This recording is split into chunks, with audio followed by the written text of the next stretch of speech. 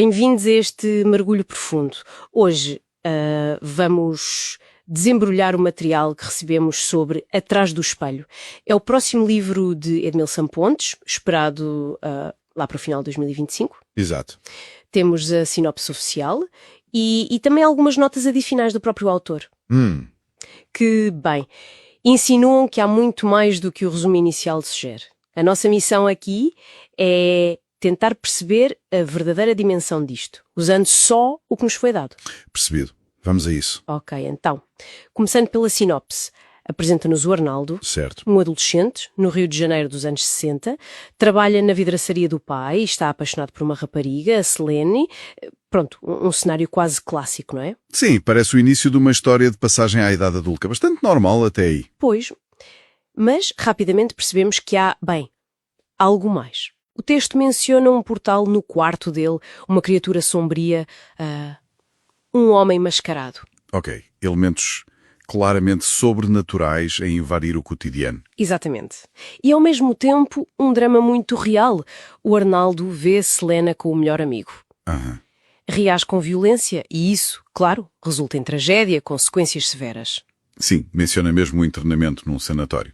Sim, parece uma espiral descendente, uma mistura de horror psicológico com eventos inexplicáveis. O que salta logo à vista aqui é precisamente essa fusão, não é? A angústia típica da adolescência, o amor, o ciúme, misturada com o terror explícito. Sim. A criatura que o persegue, o tal protetor misterioso que age através dos espelhos e o próprio Arnaldo a questionar a sanidade. Lá está. A sinopse joga muito bem entre o thriller psicológico e a fantasia mais sombria. E a história não fica por aí, escala mesmo. Anos mais tarde, já adulto, o horror regressa. Arnaldo é puxado para uma dimensão atrás do espelho, segredos antigos vêm ao de cima, a Selena está novamente em perigo. E aí entra o tal poder extraordinário. Exato, que pode ser a chave para a redenção ou para a aniquilação total. Que peso! Enfrentar demónios interiores, quebrar barreiras de tempo e espaço e a possibilidade de destruir o mundo para salvar quem ama. É uma responsabilidade, imensa. Sem dúvida. Só com a sinopse já ficamos a pensar sobre realidade, sanidade, sacrifício. Mas as notas adicionais que temos, essas sim, Sim. revelam uma camada completamente diferente. Recontextualizam tudo isto, se ligarmos os pontos. É verdade. Sentia-se que faltava ali qualquer coisa e as notas do autor preenchem isso de forma surpreendente. A história dá uma volta enorme, entra mesmo em ficção científica. Exato. Descobrimos que não são só demónios pessoais ou fantasmas. Há uma antiga raça alienígena metida ao barulho. Precisamente. Chegaram à Terra no final do século XIX. São mestres em modificação genética, mas acharam a humanidade tecnologicamente primitiva e decidiram ficar a observar, a longo prazo. Estão escondidos. Escondidos, a observar. E como é que o fazem sem serem detectados? As notas falam numa bolha do tempo. Sim, uma tecnologia que trouxeram de um planeta que conquistaram antes.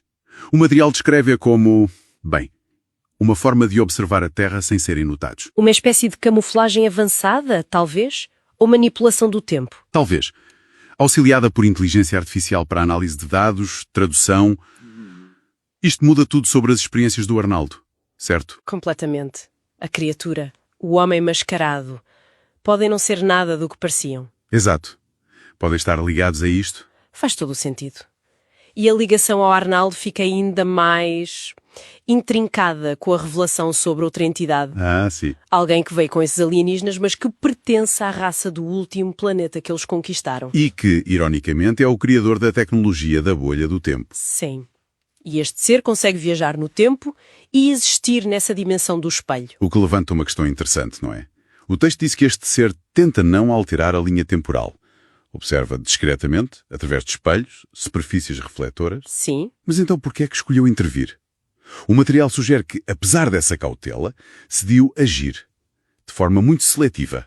Escolhendo duas pessoas.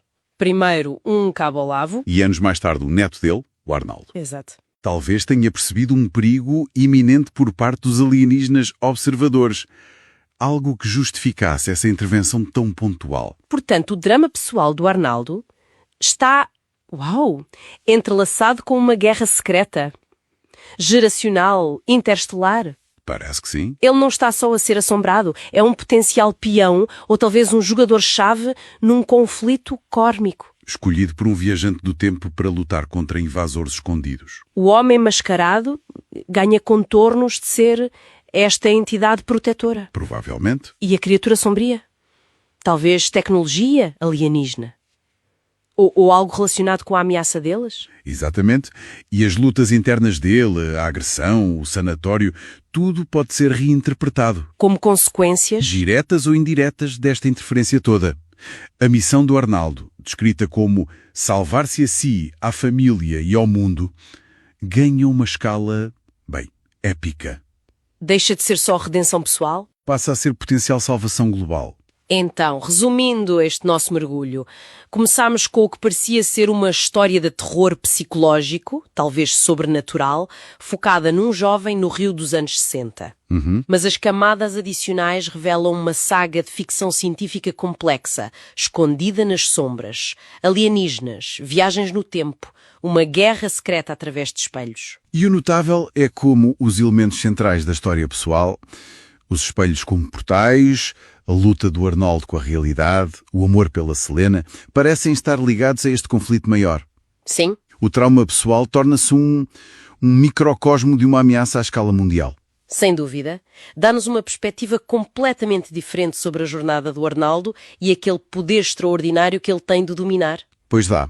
E fica aqui uma reflexão final, com base nisto tudo que vimos. Se esta entidade que observa através dos espelhos tem como princípio não alterar eventos significativos, como é que se enquadra nisso dar ao Arnaldo um poder capaz de, potencialmente, salvar ou destruir o mundo?